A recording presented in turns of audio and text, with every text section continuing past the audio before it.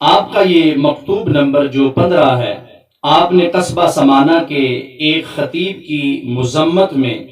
صادر فرمایا۔ اس خطیب نے عید قرباں کے خطبہ میں حضرات خلفائے راشدین رضی اللہ تعالی عنہم کے ذکر کو ترک کر دیا، یعنی ان کو بیان نہ کیا، ان کے مبارک ناموں کو نہ لیا۔ تو حضرت امام مجدد الفسانی رحمت اللہ تعالی علیہ نے شہر سمانہ کے بزرگ سادات اور قاضیوں اور رئیسوں کی طرف یہ مکتوب صادر فرمایا۔ آپ نے لکھا، شہر سمانہ کے سادات اعظام اور قاضیوں اور بزرگ رئیسوں کے معزز خادموں کو تکلیف دینے کا باعث یہ ہے کہ سنا گیا ہے کہ اس جگہ کے خطیب نے عید قرباں کے خطبہ میں حضرات خلفائے راشدین رضی اللہ تعالی عنہم کے ذکر کو ترک کیا ہے اور ان کے مبارک ناموں کو نہیں لیا، اور یہ بھی سنا گیا ہے کہ جب لوگوں نے اس سے اس کے بارے میں سوال کیا تو بجائے اس کے کہ وہ اپنی سہو نسیاں کا عذر کرتا، مگر وہ سرکشی کے ساتھ پیش آیا اور یوں کہہ اٹھا کہ اگر خلفائے راشدین کے ناموں کا ذکر نہیں ہوا تو کیا ہوا۔ حضرت امام مجدد الفسانی فرماتے ہیں، اور یہ بھی سنا گیا ہے کہ اس مقام کے رئیسوں اور معزز لوگوں نے اس بارہ میں بہت سستی کی ہے، اور اس بے انصاف خطیب کے ساتھ وہ لوگ سختی کے ساتھ نہیں پیش آئے۔ وائے نا یک بار کے 100 بار وائے، ایک بار افسوس نہیں 100 ہا افسوس۔ اب یہ دیکھیں کہ مجددین کا کام کیا ہوتا ہے۔ اللہ والے اپنے اعمال صالحہ کے ساتھ ساتھ دین اسلام کی اشاعت کے ساتھ ساتھ وہ عقائد پر کتنا زور دیتے ہیں اور عقائد کا کتنا تحفظ فرماتے ہیں۔ آپ نے فرمایا کہ ایک بار افسوس نہیں 100 ہا افسوس ہے۔ خلفائے راشدین رضی اللہ تعالی عنہم کا ذکر مبارک اگرچہ خطبہ کی شرائط میں سے نہیں۔ اب یہ لفظ بہت ہی قابل غور ہے۔ آپ نے فرمایا کہ حضرات خلفائے راشدین رضی اللہ تعالی عنہم کا ذکر مبارک اگرچہ خطبہ کی شرائط میں سے نہیں، لیکن اہل سنت و جماعت کا شعار تو ضرور ہے، یعنی کہ اہل سنت و جماعت کے ہاں ان حضرات کو سر فہرست رکھا جاتا ہے اور ان کی ترتیب کے ساتھ جو ہے وہ ان کا ذکر مبارک ان کے ناموں کو لیا جاتا ہے۔ تو آپ نے واضح فرما دیا کہ اگرچہ یہ خطبہ کی شرائط میں سے نہیں، خطبہ تو ہو جاتا ہے مگر اہل سنت کی پہچان ختم ہو جاتی ہے۔ تو فرمایا کہ یہ اہل سنت و جماعت کا شعار اور ان کی علامت، ان کی شناخت ہے کہ وہ حضرات خلفائے راشدین رضی اللہ تعالی عنہم کے مبارک ناموں کو، ان کے مبارک ذکر کو اپنے خطبوں میں، اپنے جلسوں میں، اپنی محافلوں میں اور اپنے پروگراموں میں ان کا نام لے کر یہ بتاتے ہیں کہ ہمیں ان حضرات سے بے پناہ محبت ہے۔ تو برکیف آپ نے اس بات کی طرف اشارہ فرمایا کہ اگرچہ ان کا نام مبارک، ان کا ذکر مبارک اگرچہ خطبہ کی شرائط میں سے نہیں ہے،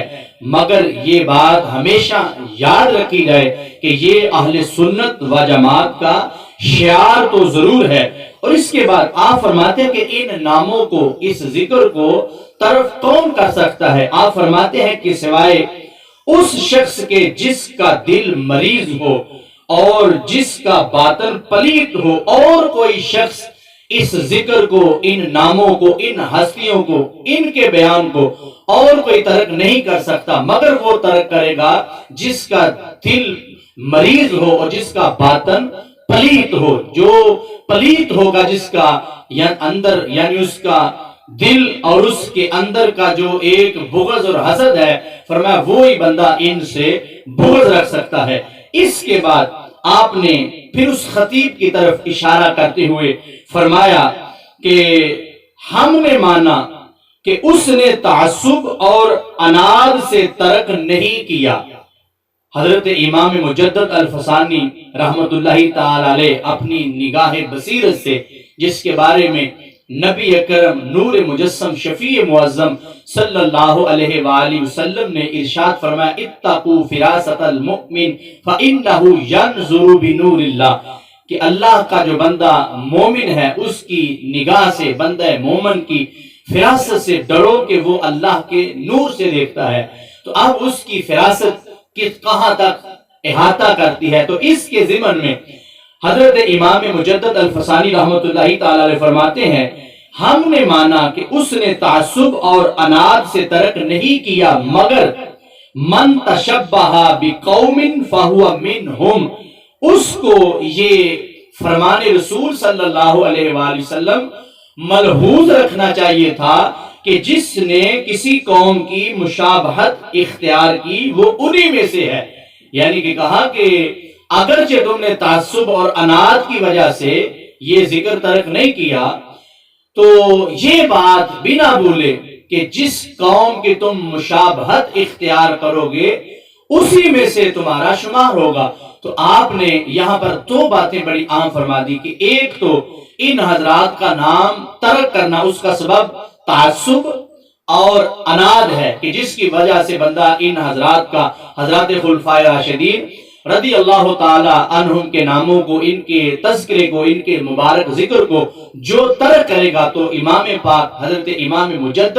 الفسانی فرما رہے ہیں کہ یہ تعصب والا شخص، عناد والا شخص ان ناموں کو ترک کر سکتا ہے اور کوئی ان کو ترک نہیں کر سکتا۔ تو اس کے بعد فرمایا کہ جو ان ناموں کا، اس مبارک ذکر کا تارک ہے، تو اس ذکر کو ترک کر کے وہ سوچے کہ وہ کس قوم کی مشابہت اختیار کر رہا ہے، وہ کن کے کھاتے میں پڑ رہا ہے۔ تو لہٰذا اہل سنت و جماعت کی